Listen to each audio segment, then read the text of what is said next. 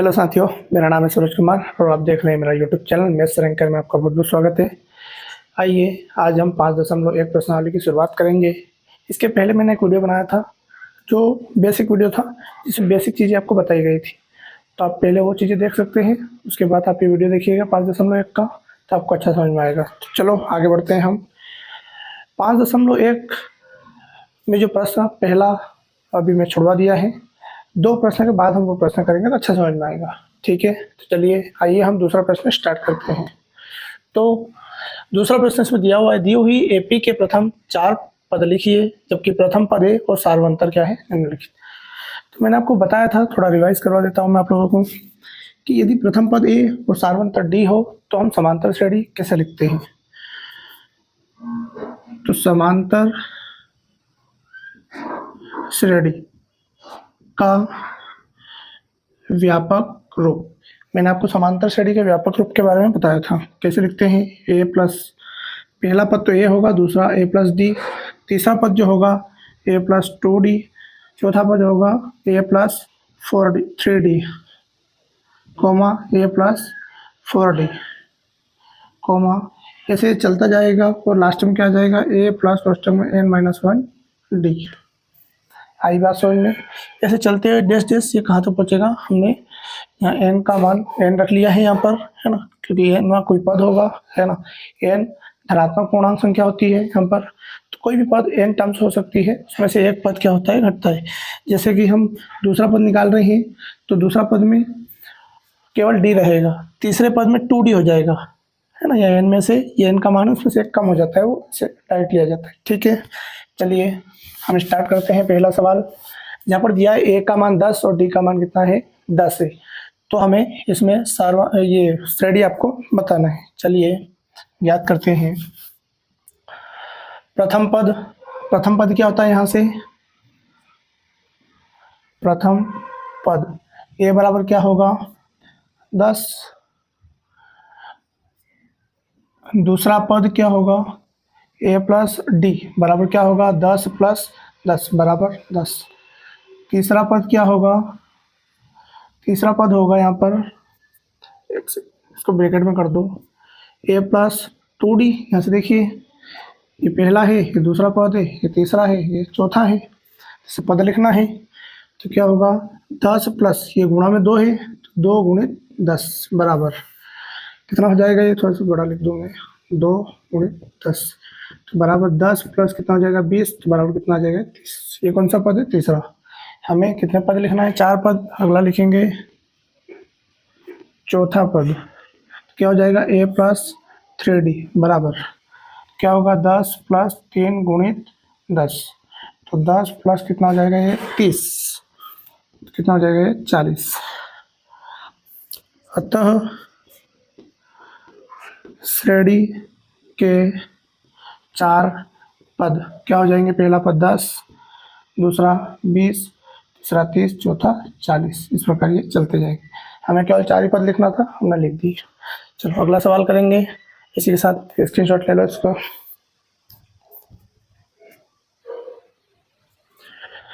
अगला सवाल है, ए बराबर -2, डी बराबर 0। चलिए करते हैं इसको। ए बराबर 0 है, तो देखिए यहाँ पर ए बराबर क्या लिख देंगे, -2, ए प्लस डी दूसरा पद है, तो -2 प्लस क्या कर देंगे, 0 को जोड़ देंगे, कितना आएगा, -2। ए प्लस 2d है, तो देखो यहाँ पर क्या करेंगे, -2 प्लस 2 कोष्टक में या 0 रख दो डायरेक्ट गुणा में, तो ये क्या हो जाएगा, -2 प्लस 0, तो ये क्या हो जाएगा, -2। अगला सवाल, अगला पद ए कितना हो जाएगा, -2 प्लस 3 गुणित 0, तो -2 प्लस 0 बराबर कितना आ जाएगा, -2। चारों पद आ गए, श्रेणी के 4 पद क्या हो जाएंगे हमारे, -2, -2, -2 और -2।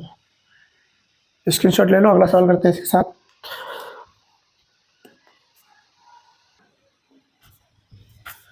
चलिए अगला प्रश्न यहाँ पर दिया हुआ है, ए बराबर 4 और डी बराबर -3। तो श्रेणी लिखेंगे हम। प्रथम पद ए बराबर क्या लिखेंगे, 4, दूसरा पद क्या हो जाएगा, ए प्लस डी, तो 4 प्लस कोष्टक में -3, तो इसको क्या लिखेंगे, 4 - 3 प्लस माइनस क्या होगा, माइनस, तो ये क्या आ जाएगा, 1, अगला देखते हैं ए प्लस 2d।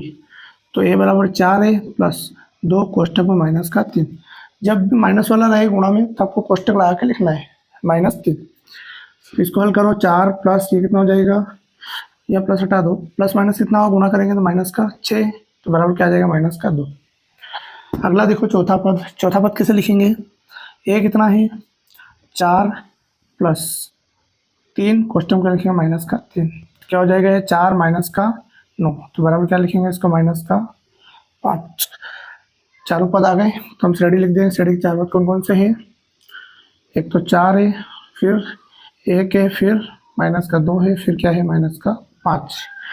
चलिए अगला प्रश्न करते हैं।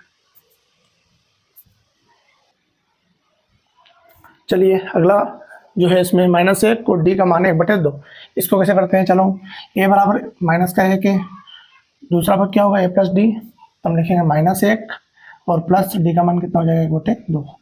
हल करो इसको, देखो 2 का गुणा इधर करो तो -2 प्लस का 1/2 एकम कुछ नहीं है, तो 2 एकम 2, तो कितना आ जाएगा ये, देखो यहाँ पर घटाएंगे तो -1/2। चलिए अगला पद निकालते हैं। -1 है प्लस ये कितना हो जाएगा, देखो 1/2, तो 2 कोष्टक में 1/2, क्योंकि d का मान रखा हमने यहाँ, तो 2 से 2 कट जाएगा, तो कितना बचा -1 प्लस का 1, कितना बचेगा 0। चलिए अगला देखते हैं। a -1 प्लस 3 गुणित 1/2, या कोष्टक नहीं भी लगाओगे चलेगा, कोई दिक्कत नहीं है, गुणा लगा सकते हो, है ना, 1/2 रखना है तो गुणा लगा दो। यहाँ देखिए a प्लस 3d है, तो -1 प्लस, तो ये कटेगा नहीं, तो -1 प्लस 3/2, तो 2 का इधर मल्टीप्लाई कर दो तो -2 प्लस 3/2 एकम 2। एलसीएम लेंगे यहाँ पर, 2 का गुणा इधर कुछ नहीं है तो 1, 2 का इधर 1 का इधर, तो -2 एकम 2, 3 का 3 बटे 2 एकम 2, कितना जाएगा, घटाएंगे तो 1/, प्लस का बचेगा, माइनस का 2 घटाओ 3 में से कितना बचना है, प्लस का 1, तो 1/2। अतः श्रेणी के 4 पद क्या होंगे, ऊपर से देखो -1, दूसरा क्या है -1/2, तीसरा क्या है 0, चौथा क्या है 1/, इसमें आधा आधा बढ़ रहा है, आप ध्यान से देखोगे श्रेणी में उतना ही इंक्रीज होगा बराबर। ठीक है अगला प्रश्न करते हैं। चलिए ये अच्छा प्रश्न है, दशमलव में भी है और माइनस में भी है, अच्छा समझ में आएगा। देखो इधर ए तो वही रहेगा -1.25 है ना, लेकिन अब डी जोड़ना पड़ेगा, तो ये क्या है, ए क्या है -1.25 प्लस डी का मान जोड़ दो इसमें -0.25, इसको आगे हल करेंगे तो -1.25 माइनस 0. क्या हो जाना है 25, क्योंकि प्लस माइनस क्या होगा माइनस, तो हम इसको आगे लिखेंगे। देखो इधर इसको जोड़ दो दोनों को, तो -25 और 25 जोड़ोगे कितना आएगा 1.50। ठीक है, आप जोड़ के देखना इसको शांति से, है ना। अगला देखो a प्लस 2d, ए कितना है -1.25 प्लस 2 का मल्टीप्लाई कर दो, कोष्टक में रखो, डी का मान कितना है 0.25, तो आप इसका मल्टीप्लाई कर दो 1.25 प्लस 2 का मल्टीप्लाई करेंगे तो ये प्लस हट जाएगा और क्या लग जाएगा माइनस, तो 0.50, 25 दोनों कितना 2 का गुणा कर दो, अभी इनको जोड़ेंगे तो कितना हो जाएगा ये -1.75।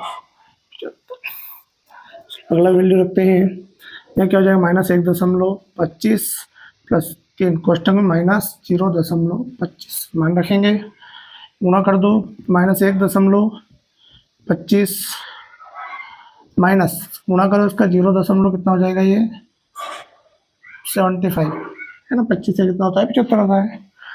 अब आप लोग इसमें जोड़ दो इसको, तो माइनस कितना हो जाएगा ये 2.00, तो हम श्रेणी के 4 पद लिखेंगे। तो पहला पद क्या हो जाएगा -1.25 कॉमा, दूसरा क्या होगा -1.50, तीसरा -1.75, अगला -2.00। चाहो तो 2.00 नहीं भी लिखोगे चलेगा, दशमलव के बाद 0 का कोई महत्व नहीं होता है, तो आप 2 भी लिख दोगे माइनस का तो चलेगा। ठीक है, ये आपकी वो श्रेणी है 4 पदों की। ठीक है, अगला प्रश्न करते हैं। ये प्रश्न खत्म हो गए, स्क्रीनशॉट ले लो, अगला करते हैं।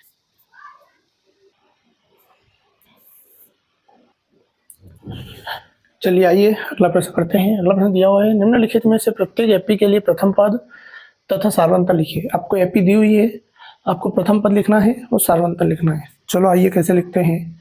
हम जब श्रेणी के 4 पद लिखे थे तो प्रथम वाला पद ही प्रथम पद होता है ना, और सार्वंतर उन दोनों श्रेणियों के बीच का डिफरेंस है ना, किसी दो संख्याओं के बीच का डिफरेंस, वही क्या कहलाता है, आपका सार्वंतर कहलाता है। चलो निकालते हैं सार्वंतर। मैंने बेसिक वीडियो में बताया था कि प्रथम पद और सार्वंतर कैसे निकालते हैं। ठीक है, चलिए और रिवाइज कर लेते हैं। श्रेणी की तुलना A1, A2, A3 से करने पर है ना, हम लिखेंगे प्रथम पद A बराबर क्या हो जाएगा 3 और सार्वंतर क्या हो जाएगा, सार्वंतर ऐसे लिख सकते हो, सार्वंतर D बराबर क्या होता है, एक पद घटा दो तो A2 माइनस A1, एक क्या कर दिया A1, चलो इसको A1 मान लो, इसको डायरेक्टली A2 मान लो, इसको A3 A4 ऐसा कर दो ताकि कंफ्यूजन नहीं होगा, है ना। करने पर A2 माइनस A1, तो ये A1 है ये A2 है, तो 1 माइनस कितना हो जाएगा 3, तो बराबर माइनस का 2। तो यही आपके आंसर है दोनों। चलिए अगला सवाल करते हैं। चलिए अगला प्रश्न देखते हैं। अगला प्रश्न है -5, -1, 3 और 7। चलिए करते हैं इसको। श्रेणी की तुलना A1, A2, A3, A4 से करने पर प्रथम पद A बराबर क्या हो जाएगा -5 और सार्वंतर D बराबर कितना होगा, A2 माइनस A1 करो तो -1 माइनस और माइनस का 5, तो -1 माइनस माइनस प्लस 5 हो जाएगा, तो बराबर कितना बचेगा 4। यही सार्वंतर, यही आंसर है। चलिए अगला प्रश्न करते हैं। आइए अगला प्रश्न करते हैं। 1/3, 5/3, 9/3 और 13/3। देखते हैं, तुलना करेंगे। प्रथम पद कितना आ जाएगा 1/3, सार्वंतर निकालेंगे A2 माइनस A1, यानी अपने पूर्ववर्ती पद में से इस वाले पद को हटाना है। आई बात समझ में। तो 5/3 A2 माइनस ये क्या हो जाएगा 1/3, तो हम एलसीएम ले लेंगे इसका, तो कितना आ जाएगा 3 घटा 2 तो 5 माइनस 1, तो कितना बचेगा 4/3। सार्वंतर क्या आ गया इसका 4/3। चलिए अगला करते हैं।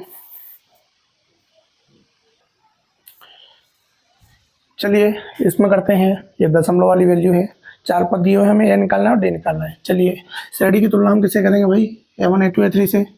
तो प्रथम पद ही ए देता है, A1 या ए की बात है, तो हम क्या लिखें 0.6 है ना। आगे देखो A2 माइनस A1, तो हम इसको घटा देंगे A2 में से 1.7 माइनस 0.6 है ना। तो ये क्या हो जाएगा, घटा देंगे तो यहाँ से घटा दो तो 1.1 ये बचेगा।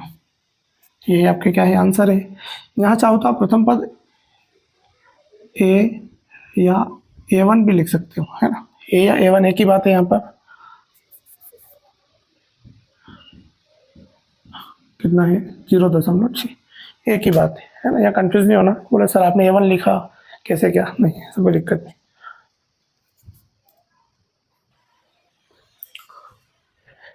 ठीक है साथियों, तो हमने प्रश्न क्रमांक 2 और 3 किया है।